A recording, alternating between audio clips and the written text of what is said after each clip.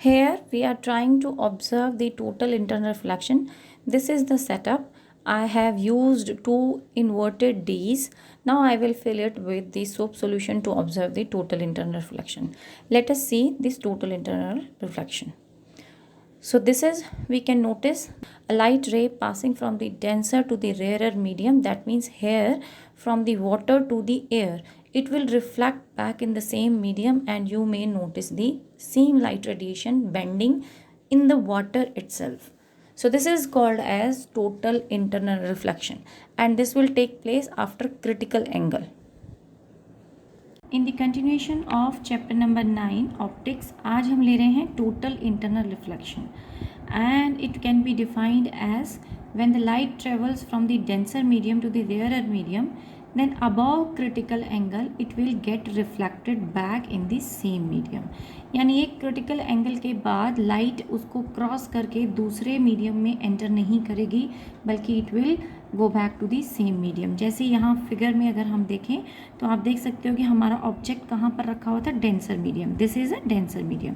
Denser medium में आपका source रखा हुआ था जहाँ से लाइट आ रही थी.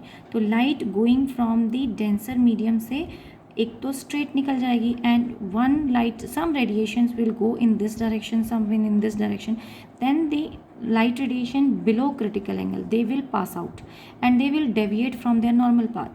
Same is with the another angle of incidence, but if you reach to the angle of incidence that is equal to critical angle, that is a value when I is equal to IC, at this particular angle no light will be reflected but the light will remain on the interface.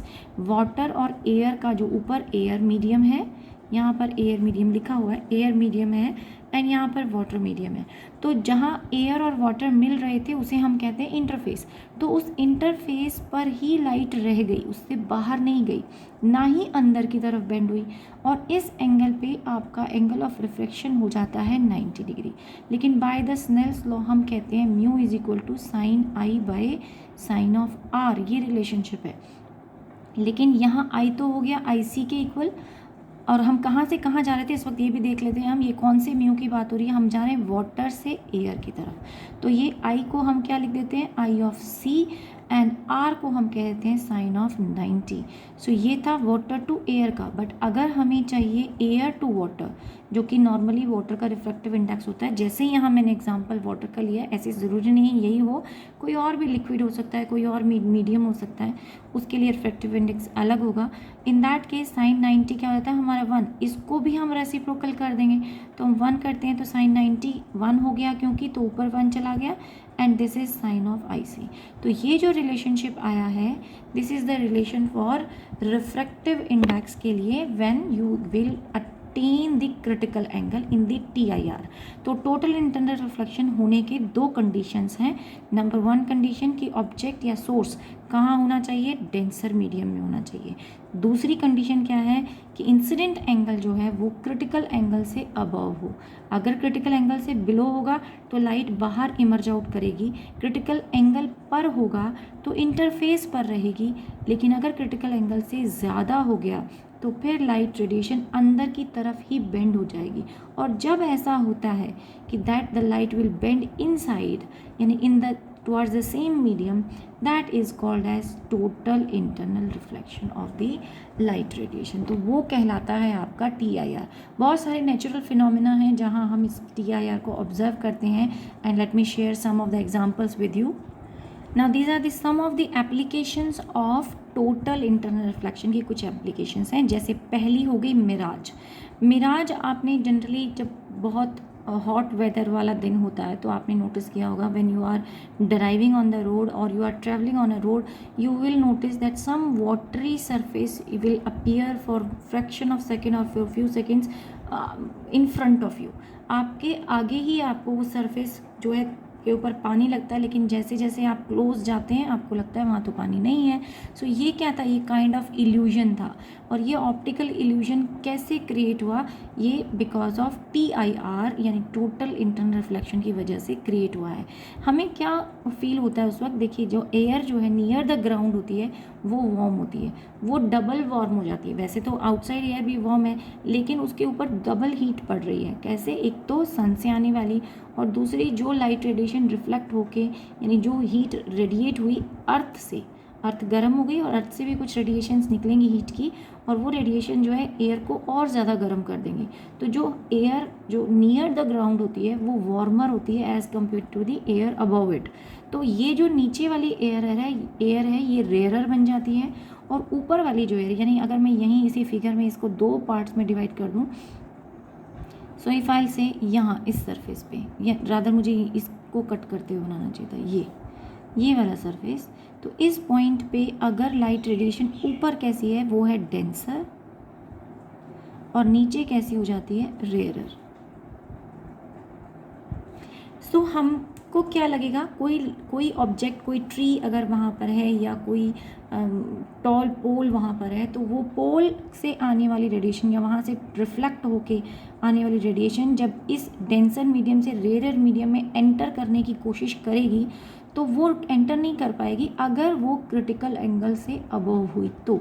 And what will happen, it will bend, वो bend हो जाएगी in the same medium, यानी total internal reflection हो जाएगा। और अगर कोई observer वहाँ है तो उसे ऐसा लगेगा, क्योंकि उसकी आंखों पर तो जो रेडिएशन पहुँच रही हैं वो रिफ्लेक्ट होके पहुँच रही हैं, बट उसे ऐसा लगेगा कि ऑब्जेक्ट कहाँ पे आ रहा है, उसे एक वर्चुअल इमेज दिखाई देगी ज़मीन के नीचे, उल्टी इन्वर्टेड और वर्चुअल इमेज नज़र आ रही है। मतलब जो इसी का इमेज यानी इम्प्रेशन जो है नीचे की साइड बन रहा है, और उसे ऐसे लगेगा कि वहाँ पर कोई मिरर है। लेकिन मिरर की जगह, लगना तो मिरर चाहिए, लेकिन मिरर की जगह हमें मिरर से ज़्यादा पानी की फीलिंग आती है। पानी की फीलिंग इसलिए आती है क्योंकि जो नीचे एयर होती है वो ब्लो करती रहती है। तो यानी कि मीडियम जो है हमेशा परमानेंटली सेम डेंसिटी का नहीं बन के रहता, वो वेरी करता रहता है। तो इस फ्लक्चुएशन की वजह से वो पानी जैसे हिलता है, वैसा इफ़ेक्ट जो है, वो वेरिएशन जो है लाइट से रिफ्लेक्शन होने की वजह से जो वेरिएशन आया, वो उस तरीके का इम्पैक्ट क्रिएट करता है जैसे एक हिलता हुआ पानी क्रिएट करता है। तो वो for momentarily this appears as if there is some water and the reflection is occurring because of that water. इसी तरह का एक इम्पैक्ट हम नोटिस करते हैं जहाँ, जिसे हम बोलते हैं लूमिंग। और लूमिंग होता है सी सरफेस के ऊपर। वहाँ पर आपको शिप अगर कोई आप देखें तो उस शिप की पूरी इन्वर्टेड इमेज उसी शिप के ऊपर आपको नज़र आ जाती है। इस इम्पैक्ट को हम बोलते हैं लूमिंग। तो लूमिंग हुआ, मिराज हुआ, या ब्रिलियंस ऑफ डायमंड हुआ, ये सभी एग्जाम्पल्स हैं, या फिर हम कह सकते हैं इन सब में एप्लीकेशन यूज़ हो रही है TIR की, टोटल इंटर रिफ्लेक्शन की। अब डायमंड को समझ लेते हैं, ब्रिलियंस ऑफ डायमंड समझ लेते हैं। रिफ्रैक्टिव इंडेक्स जो होता है डायमंड का सबसे ज़्यादा होता है, दैट इज़ 2.42, और इसके लिए क्रिटिकल एंगल होता है 24। बट ज़रूरी नहीं है, ये जनरल का बताया गया। Critical angle depending upon the different shape of the diamond वो वेरी हो जाएगा। जैसे हर डायमंड के लिए क्रिटिकल एंगल 24 नहीं रहता है, बट येस हम नॉर्मल जो जनरल जो मोस्ट कॉमनली यूज डायमंड्स होते हैं उनमें मोस्टली 24 ही एंगल होता है। तो इसलिए बता दिया गया कि क्रिटिकल एंगल है। ये देखिए डिफरेंट शेप्स के मैंने डायमंड्स दिए हैं, लेकिन होता क्या है कि लाइट रेडिएशन एक फेस से एंटर करती है और अंदर वो TIR सफ़र करती है। मल्टीपल TIR भी हो सकते हैं, जैसे यहाँ पर भी रिफ्लेक्शन हुआ, फिर यहाँ पर भी रिफ्लेक्शन हुआ, and then light will emerge out. तो यानी इंस्टेड की लाइट एक सरफेस से एंटर हुई दूसरे सरफेस से बाहर निकल गई, ऐसा प्रोसेस नहीं होता, बल्कि light radiation multiple reflections face करके वो उसी एक पर्टिकुलर डायरेक्शन में बाहर निकलती है, जो इसे एक शाइनिंग इफेक्ट देता है। और इसीलिए कहते हैं हम डायमंड जो है वो स्पार्कल करता है, या वो कहीं पर कम कहीं पर ज़्यादा आपको रोशनी, जैसे ट्विंकलिंग करते हैं स्टार्स, इस तरीके का स्पार्कलिंग इफेक्ट जो है वो डायमंड देता है। क्योंकि कुछ रेडिएशंस बड़े लार्ज एंगल पर डेविएशन फेस कर लेती हैं, इंटरनल रिफ्लेक्शन फेस कर लेती हैं, और कुछ बहुत स्मॉल एंगल्स पे। तो कुछ आपको जल्दी आती हुई दिखाई देंगी और कुछ आपको देर से आती हुई दिखाई देंगी। वो मोमेंट्री इफेक्ट भी हमारी आइज़ नोटिस करती हैं, और इसीलिए हमें वो थोड़ा स्पार्कलिंग फीलिंग देता है डायमंड। तो ये डिफरेंट शेप्स हैं। यहाँ पर TIR सिर्फ एक ही बार हुआ और इस फेस से लाइट बाहर निकल गई। थोड़ा और फ्लैट को देखें तो वहाँ पर कुछ रेडिएशंस उधर भी इमर्ज आउट करती हैं, कुछ इधर भी निकल जाती हैं। तो depending upon the quality of diamond you are using, तो अगर आप बहुत बढ़िया क्वालिटी यूज़ कर रहे हैं तो उसमें बाकी एजेस पे कोई भी लाइट रेडिएशन बाहर नहीं निकलेगी। तो अगर मुझे यहाँ पे जज करना हो कि कौन सा सबसे बेस्ट क्वालिटी का है, तो दिस इज़ दी ब्रिलियंट, मतलब सबसे ज़्यादा ब्राइटनेस जो है इस डायमंड की होगी, सबसे ज़्यादा स्पार्कल इफेक्ट जो है वो इस डायमंड में मिलेगा, क्योंकि जिस डायरेक्शन से लाइट आ रही है वहीं उसी डायरेक्शन में इमर्ज आउट कर रही हैं। यहाँ पर बेंडिंग होकर दूसरी डायरेक्शन में भी निकल रही हैं, यहाँ पर कुछ इधर भी निकल रही हैं, कुछ इधर भी निकल रही हैं, तो उतनी ज़्यादा परफेक्ट TIR एक पर्टिकुलर डायरेक्शन में नहीं दे रहा। सेम आपने नोटिस किया होगा shining of the air bubble in the water. Water में अगर आप एयर बबल देखें तो उसके अंदर एक सिल्वरी कोटिंग लगती है, ऐसा लगता है कि वहाँ शाइनिंग हो रही है। और ये मैंने पिक्चर एक नेट से निकाला दिखाने के लिए, और यहाँ पर देख सकते हैं आपकी सिल्वर कलर जो है एक पर्टिकुलर फेस की तरफ एक सरफेस पे वो दिखाई दे रहा है। इस सरफेस पे भी TIR होता है और उसके लिए क्रिटिकल एंगल होता है 48 डिग्री 45 सेकेंड। तो ये डिफरेंट केसेस हैं। एक और एग्जांपल हम ले सकते हैं इसमें, जिसमें हम कहते हैं टोटली रिफ्लेक्टिंग प्रिज्म्स, तो वो भी हम प्रिज्म का केस देखते हैं। Now there can be 3 different types जहाँ पर हम टोटल इंटरनल रिफ्लेक्टिंग प्रिज्म देख सकते हैं। तो यहाँ पहला प्रिज्म देखते हैं। पहले प्रिज्म में light radiation will move straight. अच्छा, ये जो प्रिज्म हम यहाँ पर जिस टाइप का यूज़ करते हैं ये कहलाता है राइट एंगल्ड प्रिज्म, यानी दो एंगल 45 डिग्री के और एक एंगल 90 डिग्री का। जो ग्लास, अगर ये प्रिज्म बना हुआ है ग्लास का, डिफरेंट मीडियम भी होलो प्रिज्म को आप डिफरेंट मीडियम से फिल कर सकते हैं, but right now we are talking about the glass prism. और ग्लास प्रिज्म के लिए जो क्रिटिकल एंगल है वो 42 डिग्री होता है। तो अगर लाइट रेडिएशन हम इस तरीके से हिट करें या इंसिडेंट कराएं कि वो 45 से ज़्यादा हो जाए, जैसे यहाँ पर जो एंगल है वो 42 से ज़्यादा हो जाए, तो यहाँ पर जो एंगल बन रहा है वो 45 डिग्री बन रहा है, विच इज़ ग्रेटर देन 42। तो 42 से ज़्यादा होते ही लाइट रेडिएशन क्या होगी, अंदर ही रिफ्लेक्ट बैक हो जाएगी, उसी मीडियम में चली जाएगी।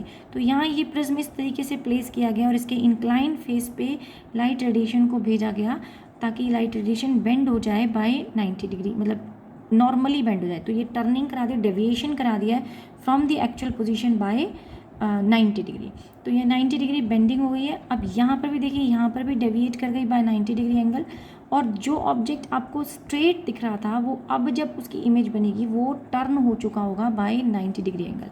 ऐसे जितने भी प्रिज्म्स हैं उनको हम पेरिस्कोप्स में यूज़ करते हैं, जहाँ पर हमें 90 डिग्री बेंड कराकर लाइट रेडिएशन को देखना हो या इमेज को देखना हो, तो वहाँ पेरिस्कोप्स में इसको यूज़ किया जाता है।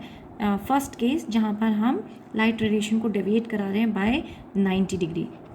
Same way we have another prism, यानी another placement of the prism. Prism वैसा ही है, राइट एंगल प्रिज्म हमने यूज़ किया है जिसके दो एंगल 45 डिग्री हैं, एक 90 डिग्री है। लेकिन इस बार हम 90 डिग्री डेविएशन नहीं कराना चाहते एज अ प्रीवियस केस, बल्कि हम कराना चाहते हैं 180 डिग्री डेविएशन। हमने क्या किया, ऑब्जेक्ट से लाइट रेडिएशन भेजी, लेकिन वो हमने इंसिडेंट करा दी उस फेस पर जहाँ पर मतलब आप प्लेन पर नहीं फेस करा रहे, आप उसके एक इंक्लाइन सरफेस पर फेस करा रहे हैं, और वो इस तरीके से कि वो टोटल इंटरनल रिफ्लेक्शन यहाँ पर भी फेस करे और दूसरे सरफेस पर भी फेस करे। जब वो दूसरी जगह हिट करेगी तो इन दोनों ही जगहों पर एंगल कितना बन रहा है, एंगल इज़ ग्रेटर देन 45। तो यानी 45 डिग्री एंगल बन रहा है या 42 से ज़्यादा बन रहा है, नॉट नेसेसरी 45 बने। लेकिन अगर आपने 180 डिग्री टर्न कराना है तो then what will happen, it will have to face the TIR twice. दो बार टोटल इंटरनल रिफ्लेक्शन होगा, एक बार इस सरफेस पे और एक बार इस सरफेस पे। दोनों साइड फेसेस जो हैं प्रिज्म के, उन पर आपको लाइट इंसिडेंट करानी पड़ेगी, बेस पर नहीं। जबकि यहाँ हमने क्या किया था, हमने बेस पर इंसिडेंट कराई थी लाइट। हमने ऐसे रखा था कि जो साइड फेसेस थे उसको वन साइड इंक्लाइन करके रख दिया था, वन साइड बेस बना के रख दिया था, लेकिन जो बॉटम सरफेस था प्रिज्म का उस पर हमने लाइट इंसिडेंट कराई थी। जबकि अब की बार हमने साइड सरफेसेस पे कराई है, और साइड सरफेसेस क्या करेंगे, वो उसको वापस बेंड करा देंगे। तो जो इमेज आपको ऑब्जेक्ट सीधा था वो 100% इन्वर्टेड, यानी बिल्कुल इन्वर्टेड इमेज बना देगा, यानी 180 डिग्री टर्न हो जाएगा। तो हम ये कह रहे हैं ये डेविएशन हुई है, यहाँ पर भी डेविएशन हुई है। लाइट ऐसे आ रही थी, बेंड हो गई 90 डिग्री, लाइट ऐसे आ रही थी एंड वापस उसी डायरेक्शन में चली गई, तो 180 डिग्री डेविएट कर गई। इस तरीके के प्रिज्म को जो हम ऐसे यूज़ कर रहे हैं, इस तरीके की फॉर्मेशन में यूज़ करते हैं, उसको हम पोरो प्रिज्म भी बोलते हैं। तो ये क्या कराता है, ये 180 डिग्री डेविएशन कराता है।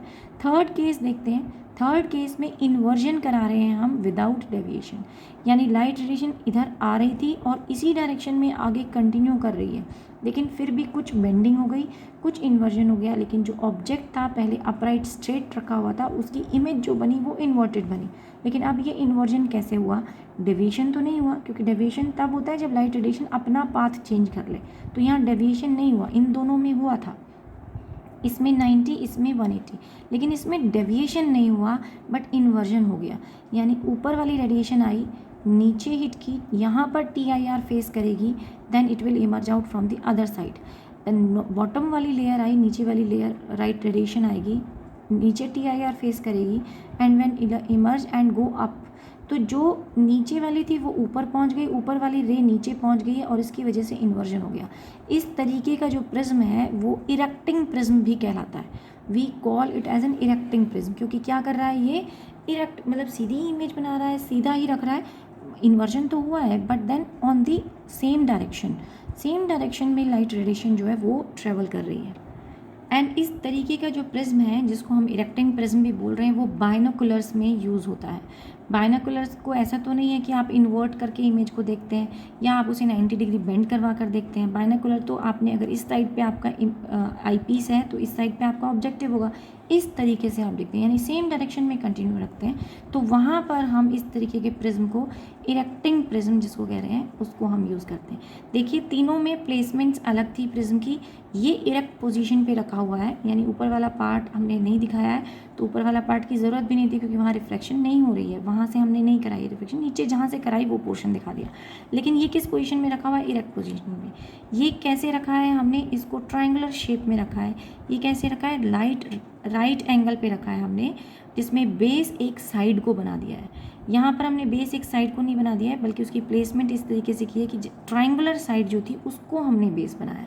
तो प्रिज्म को किस तरीके से रखना है, I will show the all different 3 type of placements for the prism. First case तो मैं नहीं दिखा पाऊंगी क्योंकि मेरे पास राइट एंगल प्रिज्म नहीं है। Right now I have a prism of 60 degree angle. अगर हम इसे समझने की कोशिश करें तो सिर्फ इन दोनों प्लेसमेंट्स को देख लेते हैं कि अगर प्रिज्म को ऐसे रख दिया जाता है और इस सरफेस से आप लाइट भेज रहे हो और वो रिफ्लेक्ट होके वापस इसी सरफेस पे आए, तो ये तो हो गया आपका सेकंड प्लेसमेंट। और अगर हम इस प्रिज्म को इस तरीके से रखते हैं जिसमें हम एक फेस से भेज रहे हैं और दूसरे फेस पे लाइट रेडिएशन बाहर निकल रही है, तो फिर वो कहलाता है आपका इरेक्टिंग प्रिज्म, जिसको मैंने लास्ट केस बोला। हालांकि देखा जाए तो क्योंकि ये राइट एंगल प्रिज्म नहीं है इसीलिए शेप आपको ऐसी नहीं दिख रही है, ये मैं केस आपको नहीं दिखा पाऊंगी। तो सिर्फ प्लेसमेंट्स मैंने एक्सप्लेन किए। इसके यूजेस भी देख लेते हैं। एडवांटेजेस बहुत हैं इसकी। एक तो ये मल्टीपल इमेजेस नहीं बनाता, जैसे कनकेव मिरर में या जो भी आप प्लेन मिरर यूज़ करते हैं उसमें पॉसिबल हो कुछ एरर्स हों, जैसे स्फेरिकल एरर्स हों, तो वो एरर्स इसमें नहीं मिलती। मल्टीपल इमेजेस नहीं बनते, मल्टीपल फोकसेस नहीं बनते। 100% लाइट जो है वो रिफ्लेक्ट हो जाती है क्योंकि टोटल इंटरनल रिफ्लेक्शन पर बेस्ड है। तो जितनी लाइट गई वो रिफ्लेक्ट होकर वापस आपको मिली, तो कोई भी डिसिपेशन नहीं हुआ या कोई वेस्टेज ऑफ लाइट नहीं हुई कहीं पे। नो सिल्वरिंग रिक्वायर्ड, हमें कोई पॉलिशिंग करने की ज़रूरत नहीं पड़ी। जैसे अगर आपको मिरर बनाना होता है तो मिरर के एक साइड को आपको पॉलिश करना पड़ता है, तो वो हमें यहाँ नहीं करना पड़ा और हमें एडवांटेज मिल गया। No chance of prism to become bent and high quality of images formed. जो इमेज बन रही है वो बहुत ही अच्छी क्वालिटी की बनती है और इसमें बेंड होने के चांसेस नहीं। जब हम राइट एंगल में बना रहे हैं तो ऐसा नहीं है कि वो डैमेज हो सकता है या क्विकली टूट सकता है या किसी तरीके से बेंडिंग आ सकती है उसमें, तो वो सब चांसेस इसके अंदर नहीं हैं। सो ये कंपैरेटिवली बाकी मिरर्स के कंपैरिजन में ये काफ़ी एडवांटेज होती है इसकी, और ये सारे यूजेस हमने ये एडवांटेज डिस्कस कर लिए हैं। सो नेक्स्ट क्लास में हम स्टार्ट करेंगे ऑप्टिकल फाइबर। आज के लिए इतना ही। Thank you.